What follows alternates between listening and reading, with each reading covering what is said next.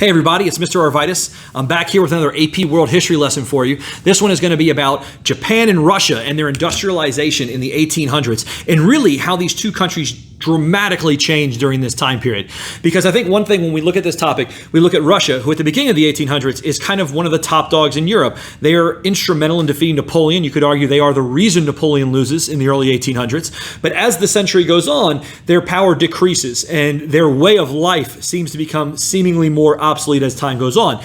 Japan, on the other hand, in the 1800s, starts off being a minor power, one that is being infested with European influence. The Americans go in there in 1857. But by the end of the 1800s, Japan is the power in the East Pacific. So those are the things we're going to look at. Why does that take place? How does that do it? This will give you a little bit of context if an essay goes on industrialization. And so let's get started. Well, let's look at the two countries first and foremost. Well, you have Japan, okay? Japan is steeped in tradition, as is Russia. Okay, I think that's important to recognize. Both countries have deep-rooted traditions. Both of them have subservient classes, serfdom, things of that nature, all existing in the 1800s. Both have highly traditionalized states. Now, Russia, at the beginning of the 1800s, seems to be more advanced, seems to be more on the up and coming. And they're obviously going to be influenced by numerous events during the French Revolution. But Russia, as the century goes on, is going to suppress these liberal movements often. And when they're going to suppress them very violently, this is going to create sub-movements that are going to be counter to what Russia wants to go on. Now, Japan, on the other hand, is going to kind of maintain a status quo until about the 1850s. 1857, when we get Perry comes in from the U.S. and he kind of declares that Japan is open for trade, and they start to abuse the Japanese. Well, the Japanese are going to get rid of the Americans, get rid of foreign influences in 1868 during what is called the Meiji Restoration. And that's an important event in Japanese history because what it does is it gets rid of foreign influence and it causes Japan to consolidate power under an imperial system. And so the emperor is going to become a more authoritarian leader. The system is going to be imperialized in a classic sense to where you're not going to have tiny shogunates, you're not going to have tiny independent trading cities. Everything is going to be under one government, under one banner. And I think that's really, really important. Now, Russia, who had already done this centuries before, in that same time period in the 1850s and 60s, is dealing with what everyone in Europe is dealing with. And that is the fight between conservatives and liberals, okay? And there's a big push in Russia in the 1850s to eliminate serfdom. And the guy who's going to kind of do this is going to be Tsar Alexander II. Tsar Alexander II takes control of Russia in 1856. Okay, and at an early age, he was very attuned to liberalism. He was a little bit more reform-minded than his father. And so when he gets in charge of Russia, he begins to look at how to eliminate serfdom. Serfdom is, generations, centuries-old practice in Russia. And as we've talked about in my classes, and I'm sure if you're watching from another class in yours as well, Russian serfdom was very, very akin to a form of slavery. The serfs were more or less owned by the boyars, the property owners, and they could be traded. They weren't allowed to leave. They didn't have freedom of movement. They could go off into the Cossacks and things of that nature, but for the most part, it's very, very restrictive. Very, very backwards way of doing things in the industrial world of Europe at that time. It's not that much more uncommon than the exploited labor that we'll see in imperialism, but clearly it needed to be reformed, and Tsar Alexander is going to do that. In 1861, he is going to have a declaration to liberate all of the serfs. Now, to put into historical context, 1861, that's when the Civil War starts in the United States. So just wanted to throw that out there. Now, when they liberate the serfs, this seems in history books, they tend to just kind of leave it there, and they're like, oh, they liberated the serfs, and all is said and done. Except it wasn't. The liberation of the serfs was horrible. To get the boyars to agree with this, the serfs had to compensate the boyars for being liberated. So essentially they had to buy their own freedom. Now, how would they buy their own freedom? By working on the land of the boyars until they paid off the debt of their labor. And this could take up to 25 years. And so, yes, serfdom is eliminated in 1861, but it's replaced with another form of exploitation. Very similar to how in the United States you end slavery in 1865, but it's replaced with sharecropping and tenant farming. So the Russians, the Russian people are going to be very miserable about this, and this is what really kind of gets the communist kind of element of Russian history to really kind of catch, because these citizens are being completely abused by the boyars, and they're not allowed to really get their freedom. Yes, serfdom ends, but they're all in a cycle of debt they can't get out of. Some people are able to escape and they move into cities, and there's this kind of attempt at industrialization, but it won't quite happen yet. Now, if we flip it over and we go to the Japanese are going to keep serfdom to a degree, but they're going to start to progress more and more and more. And the Meiji Revolution really starts in 1868, okay? But as we progress into the 1870s, Japan begins to, one, it centers itself around Japanese ideologies, Japanese culture, and everything else. But once we get to about 1880, then Japan is going to go through industrialization. And when they go through industrialization, unlike the Russians, they're going to go full tilt. They're going to basically free the serfs. They're going to industrialize society, but they're going to do so with a lot of foreign investment, okay? The Japanese are going to use a lot of British investment from Germany, France, the US. All these different countries are going to kind of go in and invest in Japan. Now, the reason they do it is because Japan gives them exclusive trading rights if they invest into certain parts of their economy. What the Japanese need is a rail system, and so they're going to start to build that rail system. Now, the Russians in the 1880s are doing something very, very similar. Because France, as we talked about in World War I, is scared of Germany, France goes to Russia to try and make alliances. Part of that alliance is going to be the industrialization of Russia. And so both countries needing foreign influence to industrialize. The Russians, though, are going to let the French own large sums of their industry. There's an estimate that roughly over half of Russian industries are going to be owned by foreign companies. Japan did not allow their companies, their industry to be owned by other people. They allow them to invest in them and get trade opportunities. So that's a major difference. The other thing is going to be culturally. Russia tries, and the boyars in Russia really try and maintain the status quo of control. And so while serfdom is sort of over, they still have a lot of laborers in the rural areas. And in the cities, these industries will be run by essentially boyars who end up still controlling people, and they abuse workers and everything else. And Russians will be in these cities that are overcrowded, overpacked. They put very little money into building up the infrastructure of these cities. And so we see a lot of disease epidemics. We see a lot of starvation. We see a lot of people going hungry, and we see a lot of people dying needlessly. In Japan, they do it a little bit more gradually, right? They bring people into cities a little bit less. Now remember, Japan had a little bit less natural resources from the get-go, so they needed to kind of do things in a little different way. Now, militarily, these two countries couldn't be any more different. Russia maintains more or less their same status quo militarily. You have nobles who are in charge of peasants. The standing military is sizable for Europe, but it's not modern. They did not put a lot of emphasis into investments of military technologies. And this will come to bite them in, of course, the First World War, and then more specifically the Russo-Japanese War. Now, Japan, on the other hand, militarily is going to expand. And the reason they do this is because Japan was tired of being bullied. And when you look at the history of what's going on in East Asia, they're looking at the powers of Asia, the traditional powers of Asia. The Ottoman Empire, right, West Asia, is falling apart, by the late 1800s. China is being abused, opium wars, it's falling apart. Its empire is a fraction of what it is. To call it an empire is probably a little absurd. Very little control outside of certain imperial regions. And then you look at, say, India, which is now taken over by England. So Japan is saying, wait a second, how do these countries do this? Well, they do it by industrializing, and they do it by military. So they're going to reform their military. Now, if you've ever seen the movie The Last Samurai, it kind of highlights this. They do outlaw and ban numerous things like Bushido Code. Samurais in general get kind of put by the wayside in Japanese society because of this. This has a lot of repercussions that are going to go on, including a little uprising by samurai, which you see in that movie. Though that movie, let's be very honest, is very factually loose with everything. There really wasn't a cowboy who came in and became a samurai in like 3 months. That's absolutely ludicrous. It really downplays the amount of discipline that samurais had and the amount of training they went through. But whatever, Tom Cruise saves the day. The Japanese are going to outlaw all that, and they're going to reform it. Now, in that movie, they bring in American armies. No one would have done that at the time. They're going to look for the Prussians, the Germans, right? And they're going to look for the British and the French. And so they're going to use those countries. They're going to buy British warships, buy French warships. These are warships that are being decommissioned, and they buy them, and they're going to basically reverse engineer them. And the Japanese do a great job of doing that, right? When they buy weapons from other countries, they reverse engineer them, figure out how to make them, and then they put plants in their own countries, and they're going to make those weapons. And so Japan, from about 1885 to about 1895 is going to jump like 30 years technologically from a military standpoint.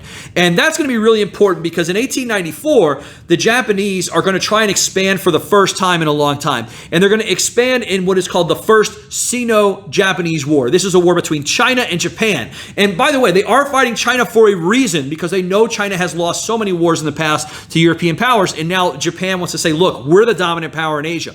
And so they go to war with China. Now, what are they fighting over? They're fighting over Korea.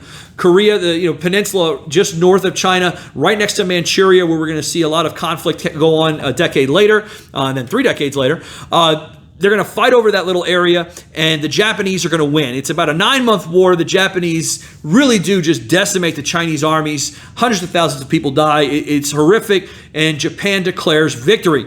And this is kind of like a beacon for the rest of the world. Whoa, wait a second, Japan's for real. Except European powers, including the United States, by the way, didn't really take Japan seriously in 1894 and 1895. It's not going to be until a decade later. Now, Russia, at the same time, is going through their rapid industrialization. Now, what's happening that's a little different in Russia than Japan?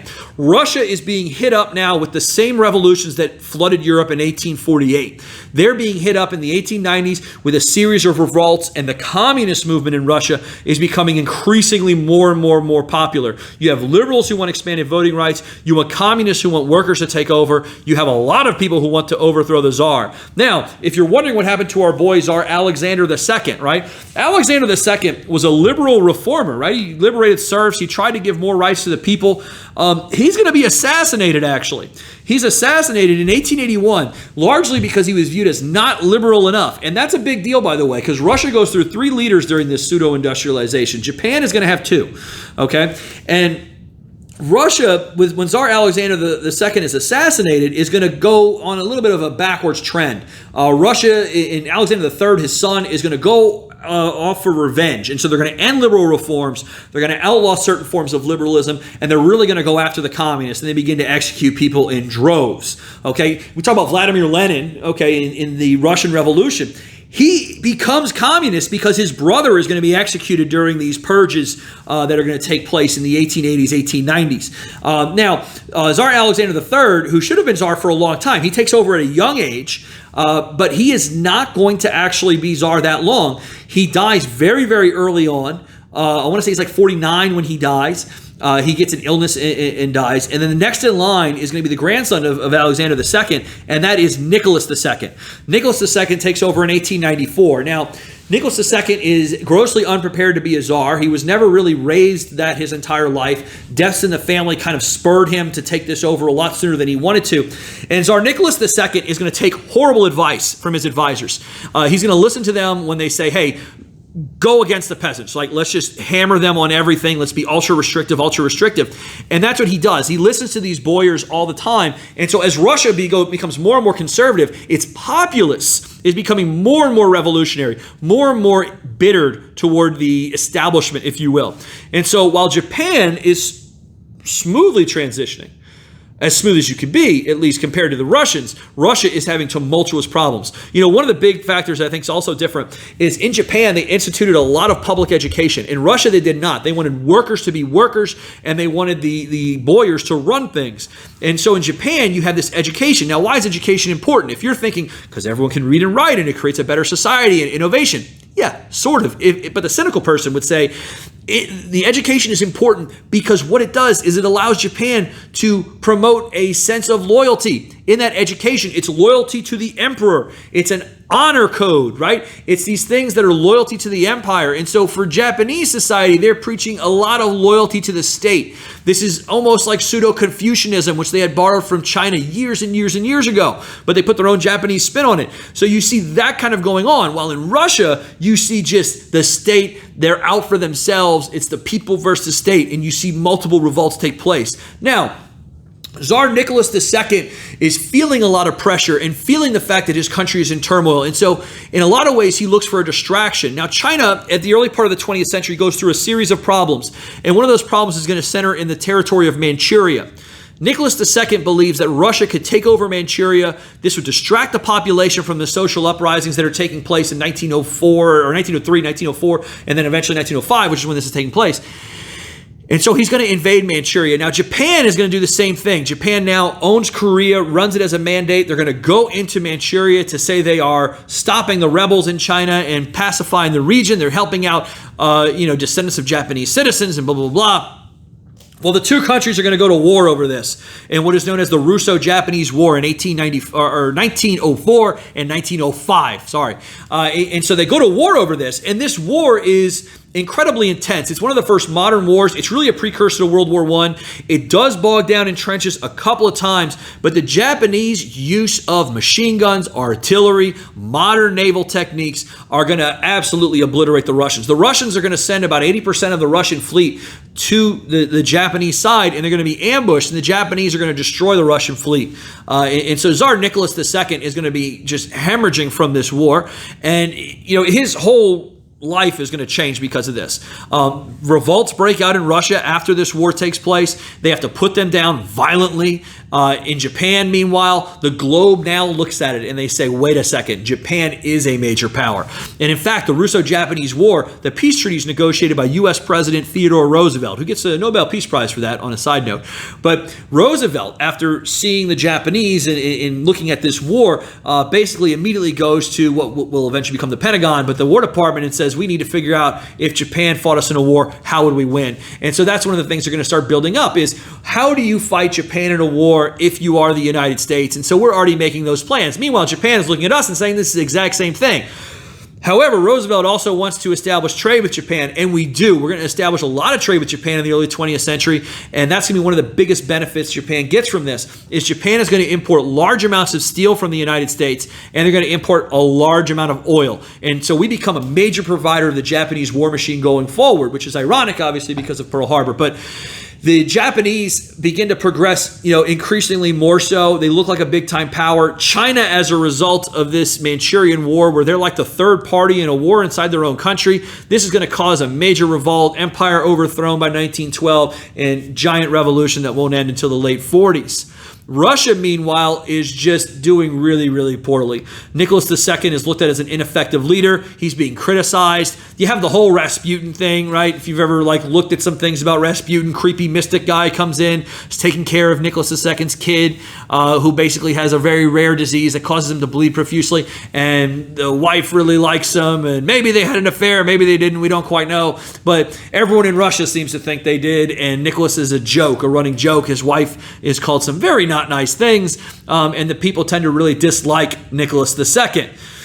So these two countries from the mid-1800s to the early 20th century have progressed in totally different ways, right? Russia went from being here, Japan here, and they just reversed sides in their respective regions. And then World War I happens. World War I couldn't be any more different for these two countries, right? So for Russia in World War I, it's the destruction of the Russian Empire. It's going to be the destruction of the czars. The royal family is going to be completely wiped out. Russia should never have gotten into World War I. They're less than a decade removed from losing a large war to Japan, yet they go to war to protect Serbia from Austria because of an assassination of an Austrian prince in Bosnia. Like, that makes any sense whatsoever on a legitimate political level. Well, they go to war, and then they have to start rationing food, rationing supplies. People are starving. Then workers start to revolt. And then all of a sudden the army starts to revolt because they're losing the war. And then they are going to revolt in 1917. And then Vladimir Lenin, who had been exiled a decade before, is going to make his comeback tour and come into Russia. And we get the Bolsheviks, who are going to be an extremely violent communist group. And they're going to end up executing the royal family and Tsar Nicholas and all of his children. And, the whole family gets shot and killed. If some of you are like, what about Anastasia? They had a movie about her. They didn't miss. She died, okay? Now, the Japanese, meanwhile, in World War I, have a very minor role in World War I, except they make a name for themselves in the sense they defeat some German naval ports, and they do a couple things here and there. But really what Japan wanted to do was, at the Versailles Peace Conference, they wanted to be the ones to negotiate the peace treaty, okay? And so I'll have a whole nother lesson that I'm going to talk about just why the Versailles Treaty is horrible. But what the Japanese wanted to do is they wanted to negotiate a lot of this peace settlement, because they said, look, we weren't that heavily invested in this war. We can take a neutral approach. It's a lot easier. Meanwhile, you have France, who's like, reparations, right? They want all this stuff to go their way. You have Britain, who's all about colonial holdings and trade. And then you have the U.S., who's kind of like, hey, we were in the war, right? Last year, hi. And basically, Japan gets so mad at this, they leave the conference. They're like, this is stupid.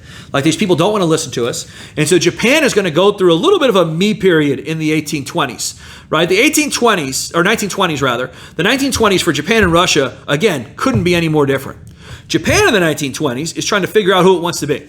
They demilitarize and then they remilitarize. And they figure out, you know what? We do want to be the big power in the Pacific. And quite frankly, China is up for the taking. And so we want to set ourselves up militarily to do that. And Japan is going to completely modernize its military, right? By the end of the 1920s, they're going to be investing in aircraft carriers, a technology that the United States helps them create, and they're going to be running joint military operations, not military, but military exercises with the United States throughout the 1930s. And in 1933, they're going to invade Manchuria, winning Manchuria from China by the end of 1933 into 1934. And then, obviously, we know in 1937, they invade China at the start of World War II for the Chinese society. Russia, meanwhile, in the 1920s, is going to have the Communist Party takes over in 1921. Lenin is named leader, right? Lenin has a couple of strokes, and then he's replaced by this dude named Stalin, who does Stalin things, right? Stalin is going to end up, making Russia communist, but more specifically a totalitarian state. He goes through a series of purges. You have the Ukraine famine, where they have a man-made famine that kills a couple million people. They purge out large members of the military. Stalin creates a society that is ultra restrictive and pretty much, just the most restrictive society we've seen at this point at that time. And he becomes a major power, right? Russia does industrialize under communism. There is equality under communism. Those are factual statements. There's also a lot of terror tactics under the communist regime of Stalin, and there's also a lot of death under the communist regime of Stalin. I think that's important to recognize as well. And as we go into World War II, both of these sides will become major players in that war. Obviously, they will also be on different sides, and if we went a little bit further, we would understand that Japan loses World War II, Russia wins, Russia becomes superpower, Japan is rebuilt by the United States. But those are stories for a different day. Hope you enjoyed this lesson. I will talk to you guys later.